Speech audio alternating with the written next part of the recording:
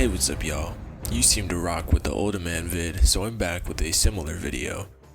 I spent the past couple of weeks running the Temple of Encourage, also known as AQ20, 100 times with the hopes of getting some high ticket items, and let's just say some success was found. Much like Older Man, AQ20 is a pretty well documented farm for pieces like Glorious and that fire sword that I forgot the name of. Bibu's Blazing Blong Sword if I recall, but that's beside the point. In this video, I'm going to show you my optimal route to guarantee instance cap, as well as my results and item values from running this instance for 6 hours. Anyways, let's get right into it. Before I begin, I wanted to share my Druid speed set. Straddling Jewel Doublet on the neck is pretty much essential, as you'll pair it with the Sage Agate and Viridian gems, letting you milk as much speed as possible from the pieces. As far as headpiece goes, I just have some random piece I got while leveling 3 years ago and put a gem in it. Optimally, you want the Benthic gear with speed, but I'm too lazy and CBA. For my cloak, bracers, and boots, I have all of the tier 3 Dragonflight speed enchants, which make up a good portion of my base speed stat. My weapon also has a plus 12 speed on it, which is about as good as it can get, since I can't equip a sword as a druid. I might make a speed guide at some point, let me know if that's something you're interested in. Anyways, let's get into the route. The first thing I do when entering the instance is go into travel form and back into cat form. The reason that I opt to spend as much time in cat form as opposed to travel form, and why I swap between the two, is to capitalize off the tireless pursuit talent, increasing my speed outside of travel form by 40%, making me slightly faster than I am while in travel form thanks to the 35% speed increase from my gear.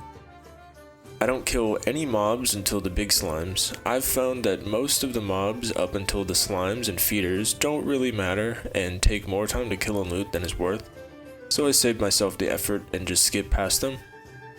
It's also important to mention that aggroing any of the mobs in the general room will begin the encounter and lock the room, meaning you'll have to teleport out to avoid killing the boss and locking the instance.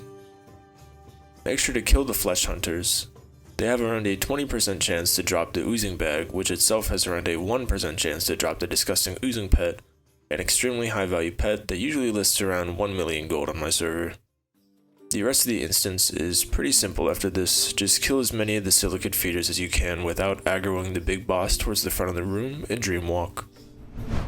All in all, completing 100 runs took me about 6.5 hours of playtime, with my average run taking about 4 minutes or less, which is pretty good considering what I got. Similar to my Older Man runs, I only kept Mog that was worth 500 gold or more, mostly because I can't personally be bothered to take the time to list items that will take ages to sell and return so little for the listing price. Looting and vendoring gave me a whopping 2,000 gold for 6 hours of work, as well as about 100 gold from random trade goods I received from the oozing bag sometimes. I also looted about 600 items in total, with about half of them being transmog items. For clarity, this number does not include the scarabs and idols, which are not worth auctioning as they usually go for their vendor price. I looted 19 items between 500 and 999 gold for a total value of 16,500 gold. Like I said in my Older Man video, these are items that will go pretty quickly, so I'm not too worried about the list price as lower price transmog usually goes faster. I looted 63 green quality pieces worth 1,000 or more gold for a total of 215,000 gold in item value. The only particularly noteworthy item that I looted was a glorious breastplate, but in all honesty, I probably got unlucky with my drops. That being said, that's alright though, because I received 9 blues with a combined item value of 1.2 million gold, although in honesty, 1.1 million of that is because of the disgusting oozling pet that I looted on my 12th run.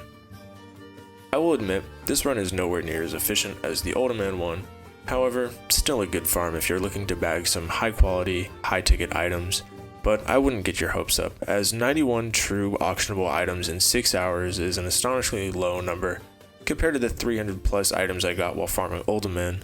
If I'm being completely honest, you would make significantly more money farming Twilight Base Camp with a couple of friends for hours instead of this, but I guess it's a good alternative for the solo player, which happens to be all of my haters. Anyways, I hope that this video helped provide good information for you. Remember that at the end of the day, FOMO belongs to the elite, and that buying a boost ruins the entire point of FOMO. Hey, Maybe I should make a video on that. Anyways, as always, peace.